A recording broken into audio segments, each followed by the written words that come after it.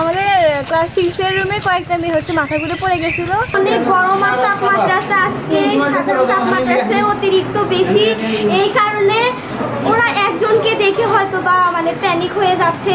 টিফিনের সময় বাচ্চারা মাঠে খেলাধুলা করেছে, তারা টিফিন করেছে ক্যান্টিন থেকে, করার পরে শ্রেণীকক্ষে ফেরার পরে বিদ্যুৎ ছিল না। একজন শিক্ষার্থী শ্বাসকষ্টের কারণে প্রথমে অসুস্থ হয়ে পড়ে।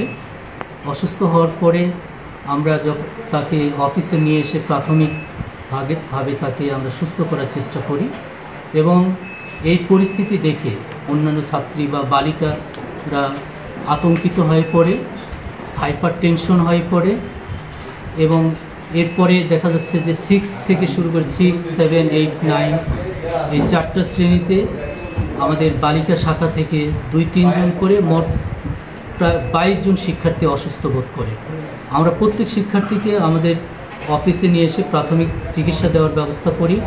আমরা খবর পেয়েছিলাম যে কালেক্টরেট স্কুলের 6ষ্ঠ শ্রেণীর একজন ছাত্রী রোজাইফা, সে হঠাৎ করে মানে অজ্ঞান হয়ে যায় এবং তার শুশ্রূষা করার সময় এবং পরবর্তীতে আরও প্রায় 20 থেকে 22 জন ছাত্রী তারাও জ্ঞান হারায়।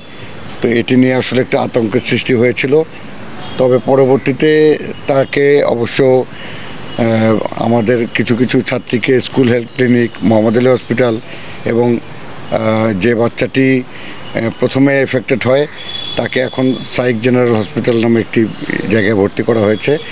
আমরা খোঁজ খবর নিয়ে যেটি জেনেছি যে টিফিন পিরিয়ডে অত্যন্ত গরম, এখানে তাপমাত্রা অনেক বেশি, আজকেও অনেক বেশি তাপমাত্রা।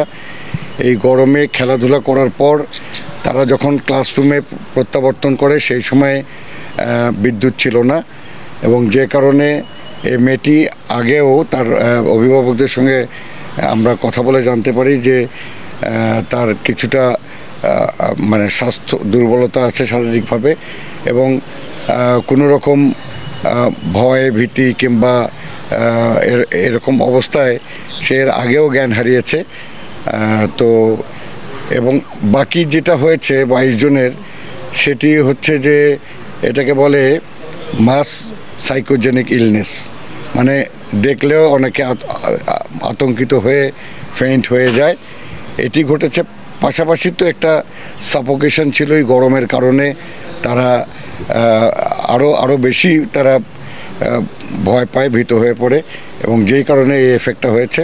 তো এখন যে অবস্থা যে বাকি সকলেই সুস্থ আছে, এই মেয়েটিও শ্বাসকষ্ট ছিল, তারও শ্বাসকষ্ট এখন ভালো। তার অভিভাবক আমাকে জানালেন যে বাচ্চাটি সুস্থ আছে।